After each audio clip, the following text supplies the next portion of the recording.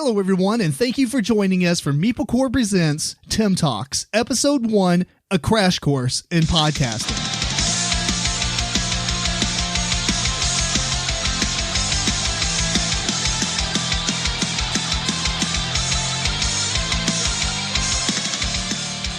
So how's it going, everyone? This is Tim Jennette, the Metal Meeple. I wanted to bring you guys some content on the off weeks of the MeepleCore podcast, since we are a bi-weekly podcast, and it doesn't logistically work for the rest of our team to get together weekly to do more content. So since everything's in my house and I do all the editing, I figured why not just throw some stuff out there on the off weeks that maybe I wouldn't bring up on the actual podcast, such as in this episode, we're talking about podcasting from the back end, you know, the technical end, the gear we use and all that stuff. So I'm going to jump right into it. If you guys like this stuff, let me know. Send an email to meeplecore@gmail.com. If you're watching the video version, please post down below. And if you also want to support the podcast, you can always go to patreon.com/MeepleCore or visit meeplecore.com and click our Humble Bundle partner link and buy something on Humble Bundle, which is bundles of software and games and books and comics and all that stuff. And a portion of it goes to us, to charity, to Humble Bundle, etc. Those are just different ways that you can support us. If you are watching the video version of the show, I'm going to try to put all the stuff that we use down below in the description. So all the gear and the links to Amazon links, which will probably be affiliate links, just FYI. If you're curious in podcasting and you want to know how we do it, if you like the quality of our show as far as the sound, if you're watching the video version, I don't do as much post-processing on it. So if you are interested in hearing exactly how the quality of the podcast, check out one of our latest episodes at meeplecore.com or on Apple Podcast or wherever you get podcasts, and you'll be able to hear the quality of with the stuff that we use. We're not super cheap. We don't just do what some people do, where they plug a Blue Yeti directly into their computer and record that way, which I'll talk about a little bit later. But we do use some equipment, but we don't have thousands and thousands of dollars worth of stuff. So this is definitely obtainable if you want to be a podcaster. The first two things I'm not going to talk about is, one, I'm not going to talk about what type of content to put into your podcast. If you don't already know what you want to do as a show, or, you know, definitely pick something that's going to be stuff that you can continually do. You know, the hardest thing about doing board gaming content is if you don't play board games, it's not a lot you can talk about, or at least in the format that we use. And the second thing is, like I said earlier, I'm only going to talk about the stuff that we use as far as the gear, not really try to stray away from that too much. Without further ado, here we go. We're going to start off with the most important thing, obviously, and that's a microphone. As you notice, we have four microphones. Primarily, we use Shure SM58s. Now, Shure SM58s, that's SHURE, they're very good vocal microphones on stage, and they're very cheap. They're about $100 a piece. So depending on how many people you're going to have in your podcast, that price doesn't seem too far-fetched. I mean, we obviously have four of them, so it's a little bit more expensive, but the coolest thing about these Shure SM58s, one, they're super rugged. So you can basically beat them against tables and things like that, and they'll still end up working. A lot of people compare them to the Glock of the microphone world because they are so rugged and they can be used on stage and thrown around and everything. Some of the ones that we use on the podcast have actually been in performances. We have a metal band that we built a in-house studio, and we also use these microphones on stage and everything. So it's kind of cool. We already had them, so it was kind of cheaper for us to do that. And these are running XLR cables to these little stands here. I will mention, if you're watching the video of this, I'm going to try to put some pictures of the stuff I'm describing and that I don't actually have to show you. But if you're looking in front of me, these stands that have these springs, I don't highly recommend these because if you hit the springs, they vibrate. These are very cheap. These are newer, NEEWER. They're about $20 microphone stands. Actually, I think they're about $12 microphone stands, and they come with pop filters. I don't use those. We have the little fuzzy things, the windscreens on top of the mic. So anyway, Shure SM58s are very, very affordable. They're very good. They're cardioid dynamic microphones. Now, I'm not going to get super into the difference between that and condensers, but I will say that I like the dynamic microphones way better than condensers for podcasting. And the reason for that is When you think of podcasting, you're thinking of a radio show and that super bass heavy, like person talking directly into the mic. That's the style of sound that we wanted to portray on the podcast that I feel like it seems to be the most, popular sound. Condenser microphones are very good. They're very good for vocal recording, but what's neat about it, they capture everything around you. So if you have a noisy room, definitely don't go the condenser route. If you go dynamic microphones like this Shure SM58s, it's very directional. So you can see if I move around the microphone, my voice drops incredibly fast. And it still picks up a little bit, but on the back side of this, it's not going to pick up a whole lot at all. So it's noise canceling to a degree on all sides besides directly in front of it, which makes it very good broadcasting sound. There's far better broadcasting microphones. Even if you want to go the most popular one is the Shure SM7B. I wouldn't really call it a broadcasting, but it is phenomenal for podcasting for sure. Anyway, that's enough for about the Shure SM58s. I'm going to go over the Blue Yeti later on in the show because it is a very popular microphone, and I do have one, but I'll talk about that a little bit later. The mixer that I use. So if you're not using USB microphones like us, you have to have something that you can plug these XLR ports into. And what we use is a Behringer Xenix QX1202. This is a USB mixer board that has 4 XLR ports. It does provide phantom power, so if you are using condenser microphones, that will work out well for that. Otherwise, what it's used for, the two things I want in a mixer is enough ports for the people on the podcast. So obviously we have 4 people. It has 4 ports. Actually, it's more than that, so I can hook up Alexa and everything, but those aren't XLR ports. But the other thing it has is hardware compression. Now, it's not the most amazing hardware compression, but we are using some hardware compression. And if you're not familiar with compression, I'm going to very briefly talk about it. Basically, if you talk into a microphone and record, it's going to be recorded in what's called wavelengths. And these wavelengths are going to go up and down and things like that, right? When you talk about compression, it takes the frequencies on the high end and low end and smashes them more towards the center. And effectively what you get is if you whisper or if you talk really loud, it's going to be the same volume because it's crushing it all into one, kind of lane of vocal volume. That's the easiest way I can explain it. If you want more detail, you can look it up. Anyway, there's 2 ways you can do hardware compression. You can do it while you're recording through hardware, or you can do it while you're recording with software, or you can do it in post, which is called post-production. So after you've recorded your podcast and you have the file, you can run effects on it and things like that. And there's vocal compressions or hardware compressions that you can add to your track that will make the volume kind of more leveled out. We'll talk about that here in a minute. But anyway, the Behringer Xenix QX1202 is a pretty decent mixer board. I like it quite a bit, and it's been working out for us for a while. That's going to run into your computer with USB. And the coolest thing about that is if you're not running video, you can pretty much do a podcast on anything. I don't use this laptop that you see on screen. The computer's actually off to the side. I have a pretty beefy i7 computer, which I have a video camera hooked up to it. The reason it's kind of beefy is just because I had it.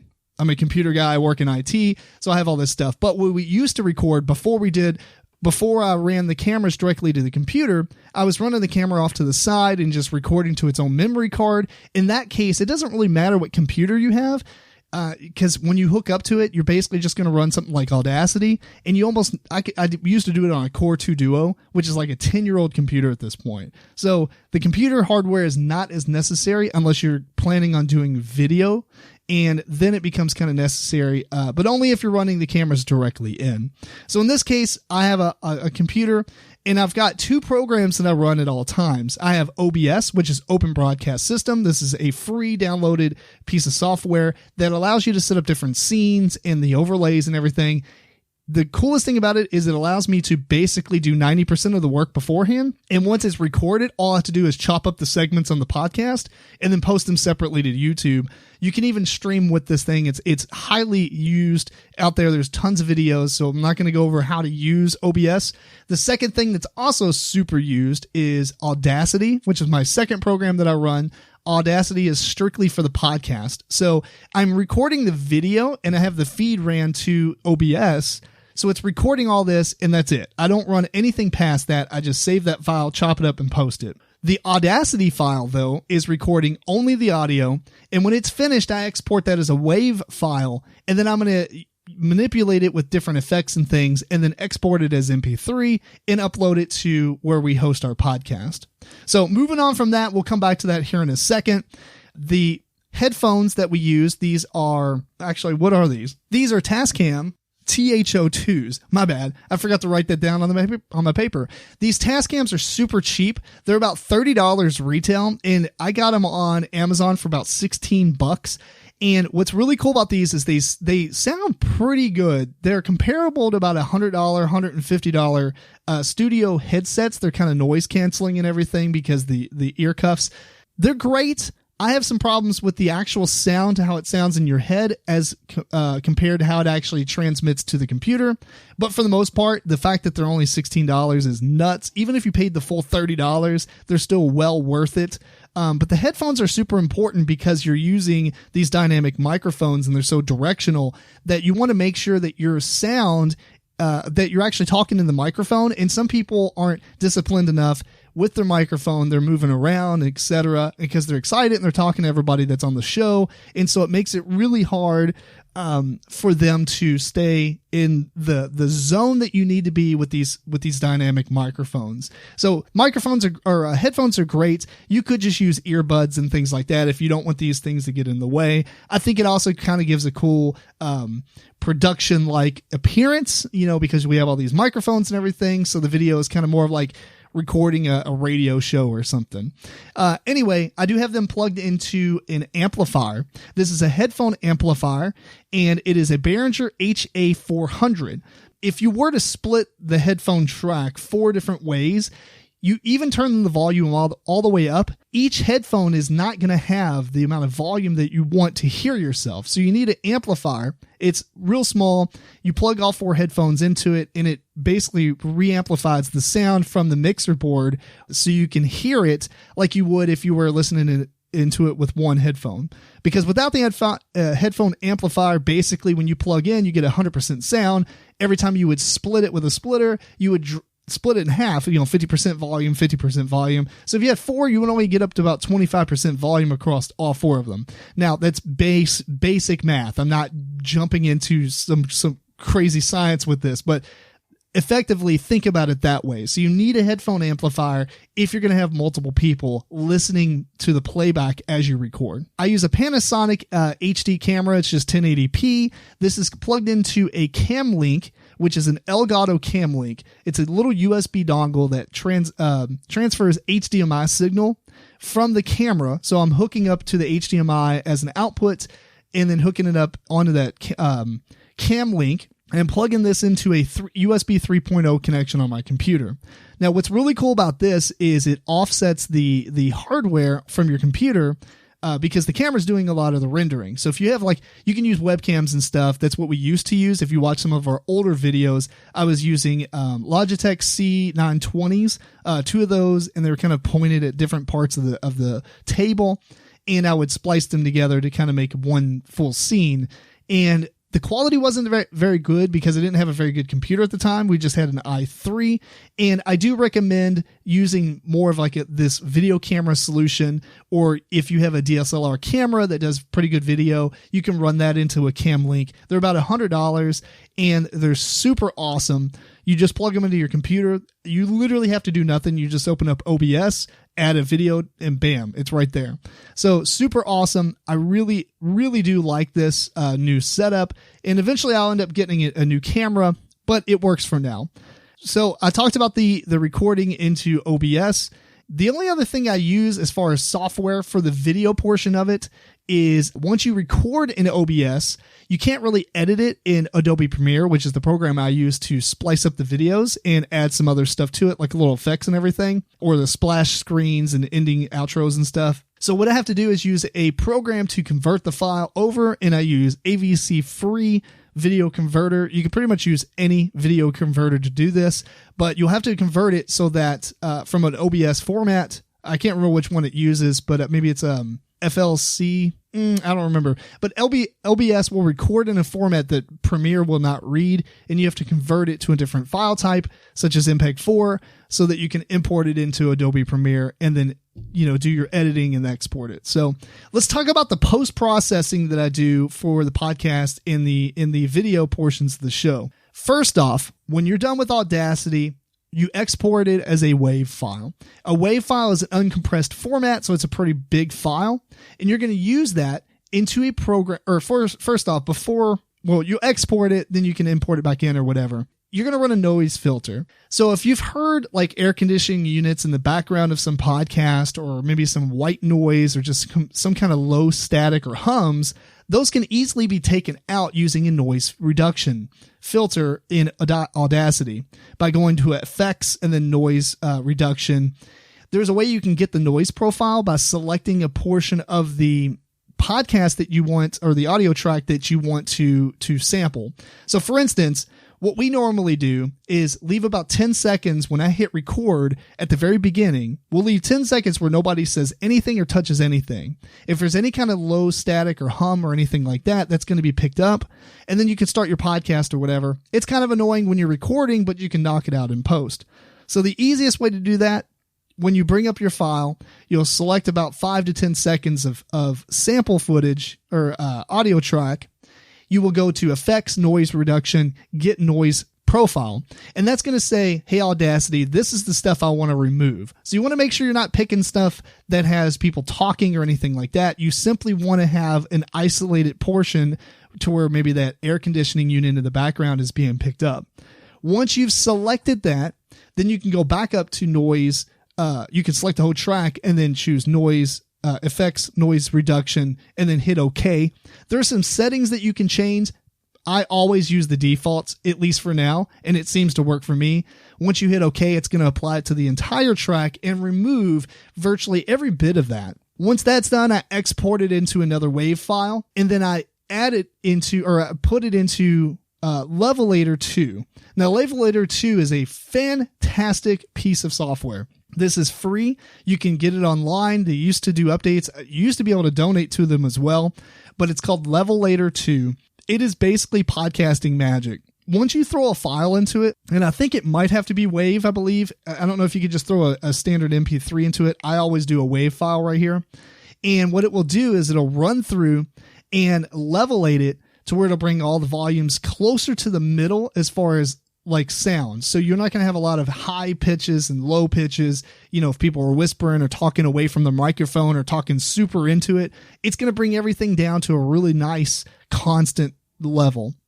It'll export this as an output file. Then I bring that back into Audacity and run another noise filter doing exactly the same process, because sometimes once you've levelated, it's going to take other hums and hisses and make them louder, because it's going to bring everything closer to the middle as far as sound goes. Then I will go through, once I've got the noise filter, I will go through and edit out things in the podcast. Now, in the very beginning, I used to kill myself trying to go through the entire podcast and edit it everything down, like any kind of little clicky noises or people smack their lips or whatever.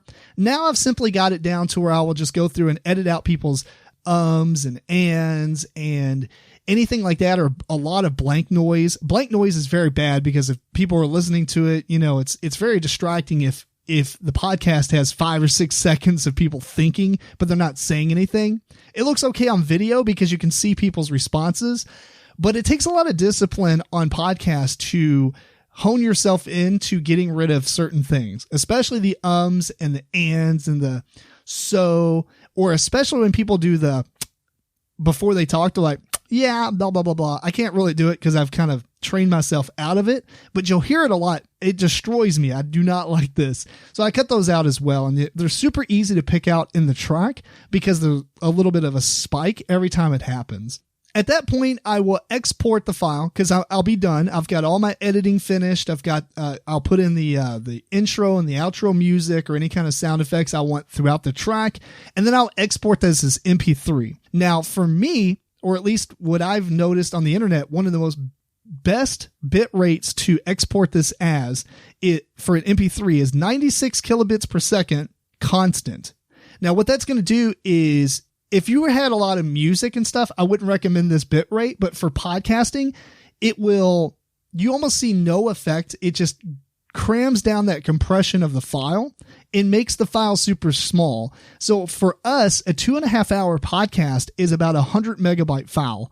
And that is really, really small.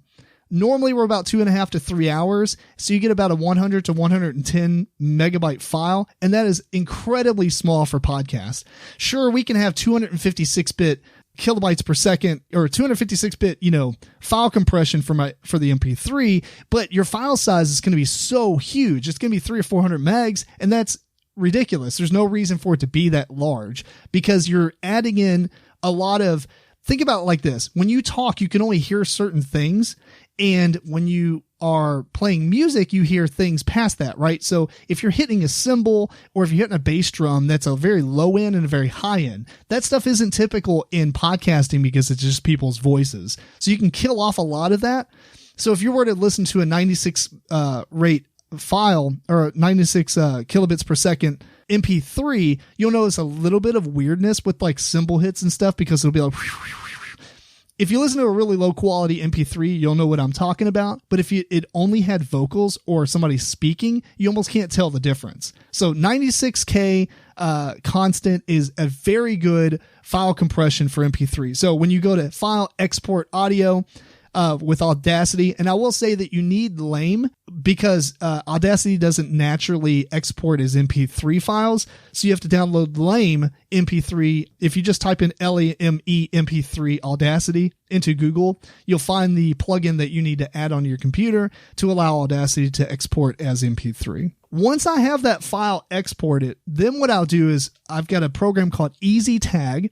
This will allow you to add in the tags onto the file. So if you were going to put it on an iPod and things like that, all these files, these tags are read by the software, and it'll tell you the title, the name, the publisher, the whatever track, and et cetera, et cetera, et cetera. So you can add all that information using Easy Tag, and then I'll save that file again, and then you're done. And then at that point, I will upload it to our podcast host. And for us, we use Libsyn, which is Liberated Syndication. And Libsyn is a very easy to use site. We are not affiliated with them other than I pay them money to use their website, but we're not sponsored by them or anything like that. So if you go to libsyn.com, it's Libsyn, then you can upload your podcast there. And basically we pay for a $20 a month plan.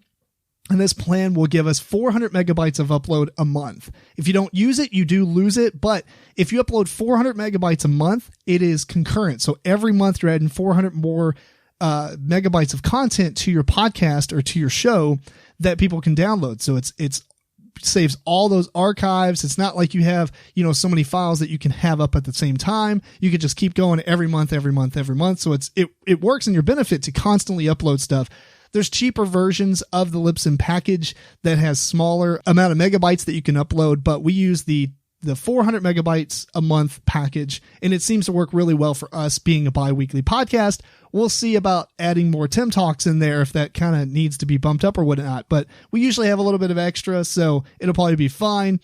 And the other thing that it adds is it gives you an RSS feed. And then RSS feed is what you're really going to need to push this out to Apple Podcast and Google Play and Stitcher and Podbeam and all that stuff.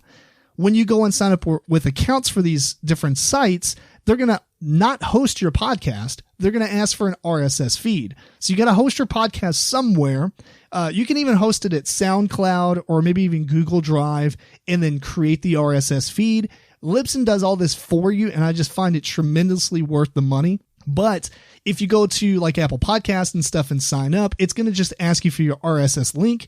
You just put that link in there and bam, your podcast, you only upload to Libsyn, and then it basically updates that RSS feed. And then every site that you've signed up for with that RSS feed is going to draw back from there.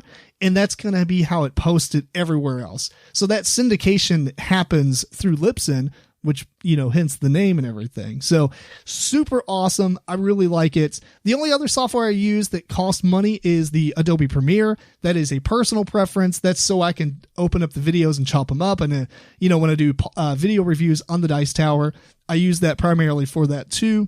But it just helps out that I already have it to chop up the videos of the podcast to add them separately. Instead of adding a 3-hour show, I can add all the different games that we talk about, all the different topics. So hopefully that is and when I say crash course, I try to want to keep this about 30 to 45 minutes, and it looks like we're probably on time.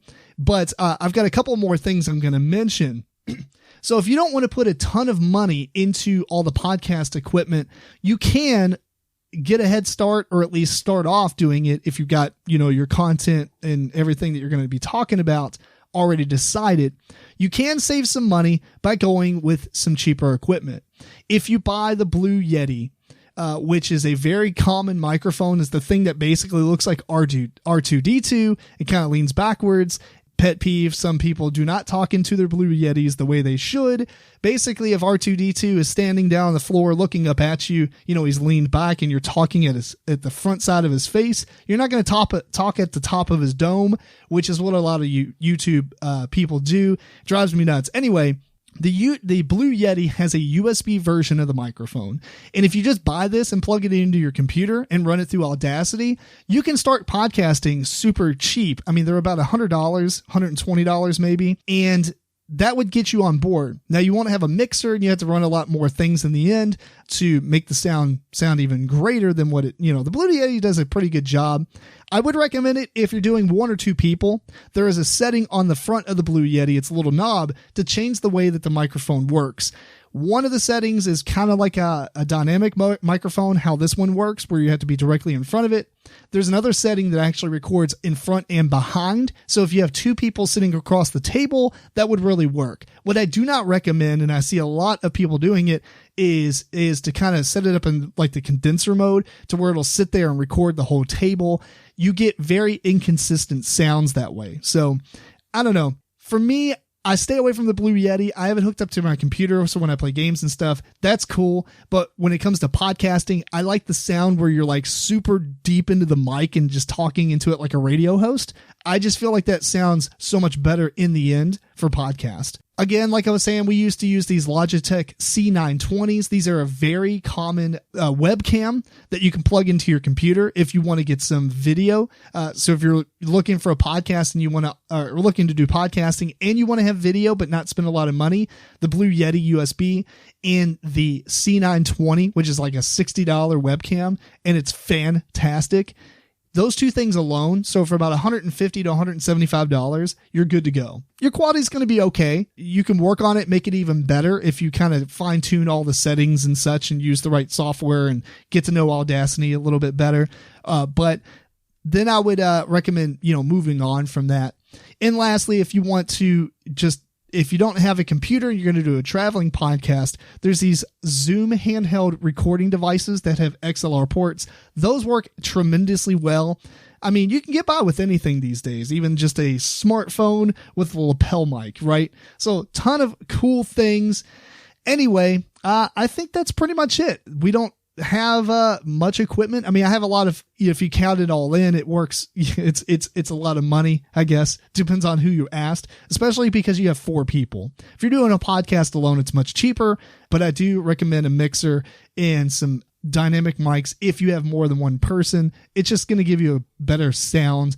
Either way, though, if you like the quality of our podcast, comment below, tell us what you think. If you have suggestions, that's cool as well. If it's going to involve spending a ton of money, then I don't know how much I can do on that. But if you have other suggestions on what you'd like to see on the podcast, or if you like these Tim Talks where I talk about some things that we normally wouldn't talk about on the show, let me know in the comments below, or send us an email at gmail.com and just check out all our content and hope you enjoyed the show. So I'm going to wrap this up to keep this pretty short. And I want to thank you again for tuning into the first episode of MeepleCore Presents Tim Talks. This episode was recorded on March 3rd, 2020. Please send your questions and comments to meeplecore@gmail.com. Follow MeepleCore on Twitter, Facebook, Instagram, and check out the video versions of the show at youtube.com/MeepleCore. Until next time, this is Tim Jennette, the Metal Meeple. Keep on rocking and rolling dice.